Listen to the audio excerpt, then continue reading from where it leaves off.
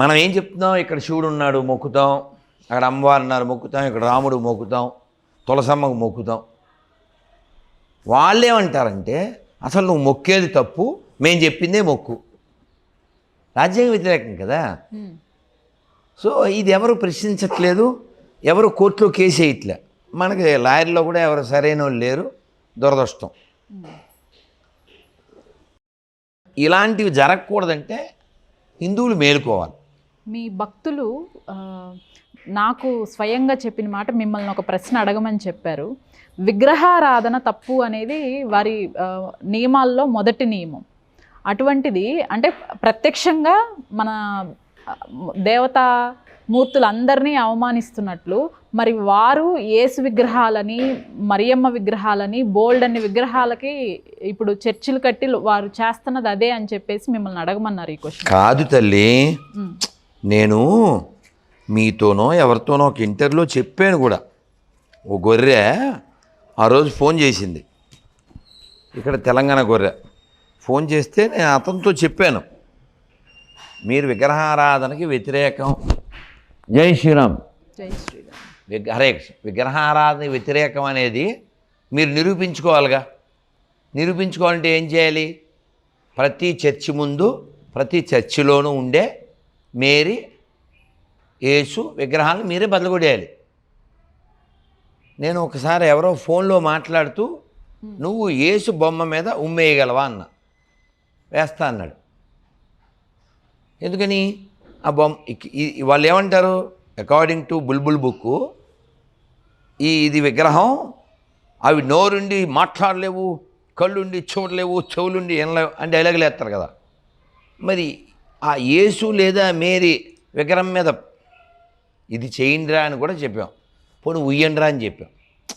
నువ్వు వ్యతిరేకిస్తున్నావు. For example అమ్మా, మీరు నన్ను, స్వామి మీరు కాఫీ తాగరు కదా, మీరు టీ తాగరుగా, మీరు దీన్ని వ్యతిరేకిస్తున్నట్టు మాకు రుజువు ఏంటి అన్నావు. పారబోస్తా, ఉమ్మేమంటే ఉమ్మేస్తా కదా. సో కాబట్టి వీళ్ళెవరో క్రైస్తవులు కాదు, అది పాయింట్ ఇక్కడ. ఎప్పుడు నేను చెప్పిందే మళ్ళీ చెప్పాల్సి, వీళ్ళంతా ఇక్కడ వాళ్ళకి పుట్టిన వాళ్ళే. కానీ వీళ్ళ ఫీలింగ్ ఏంటంటే వీళ్ళ ఇంటికి ఎవరో వచ్చినట్టు, వాళ్ళ ఇంట్లో ఆడవాళ్ళని ఏదో చేసినట్టు, అలా పుట్టినట్టు వాళ్ళు ఫీల్ అవుతున్నారు. యాక్చువల్గా వాళ్ళ తల్లులంతా మంచోళ్ళని నేను నమ్ముతున్నా, కానీ వాళ్ళు నమ్మట్లేదు. అది దురదృష్టం. కాబట్టి వీళ్ళ యొక్క ఆ లో ప్రొఫైల్ నుంచి బయటకు వచ్చి, మనం అల్లూరి వారసులం, మనం భగత్ సింగ్ వారసులం, మన గురు గోవింద్ సింగ్ వారసులం, ఒక దద్దమ్మ, వాడు పుట్టినట్టు ఎవిడెన్స్ లేని, ఎథిక్స్ లేని, ఎవడు పుట్టాడో నాన్న ఎవడో చెప్పుకోలేని అలాంటోడికి వారసత్వానికి మనకు లేదు. చాలా ఇప్పుడు మొన్న నేను సందర్భం వచ్చిందని చెప్తున్నా. ఇప్పుడు దాదాపు 10 మంది ఉన్నాం ఇక్కడ. సాయి మీ నాన్న పేరు ఏంటిరా? రామకృష్ణ. బాబు రాజు మీ నాన్న పేరు? యెహోషువ. నీ పేరు రాజు, మీ అమ్మ పేరు కుమారి. మీ తాత తెలుసా నీకు? మీ తాత పేరు? సో మూలం ఎక్కడుంది? మూలం ఎక్కడుంది? ఎక్కడదేగా మూలం. ఆటో వెనకాల ఏయుడిఐ అని రాస్తే ఏయుటిఓ తీసేసి ఏయుడిఐ అని రాసాం. జయ బజరంగ బలి వీర హనుమానికి. చెప్పండి, అవుద్దా? ఆడి అవుద్దా?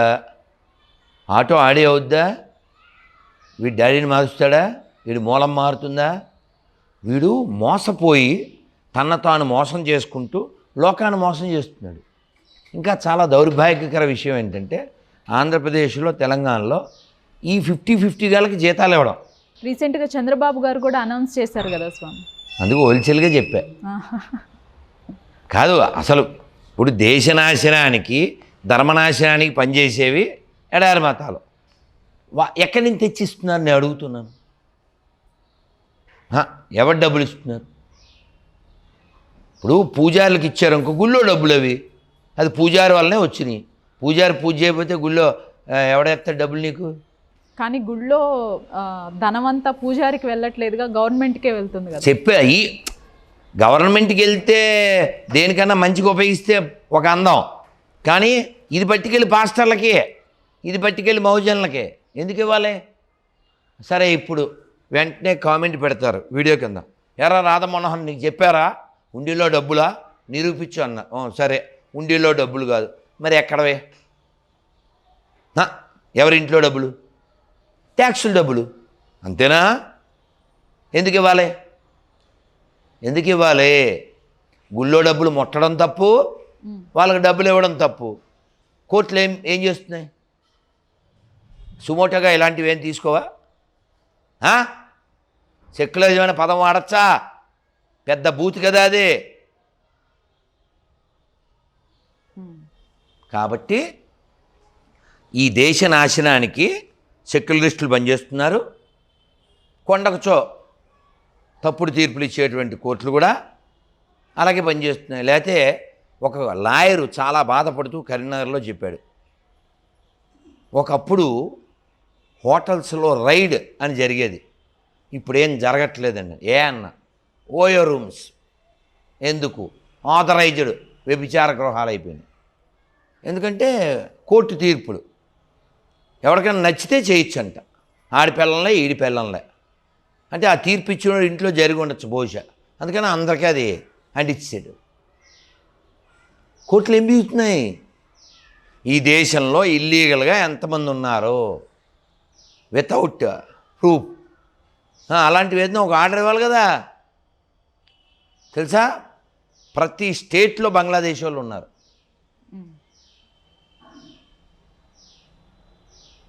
ఎంత ప్రమాదం అండి ఇది. ఈ దేశాన్ని ప్రేమిస్తాడా వాడు? ఇక్కడ 5 ఏళ్ళు హోమ్ మినిస్టర్గా ఉన్నాడు ఒక ఆయన కేసీఆర్ గవర్నమెంట్లో. ఆయన పేరేంటి?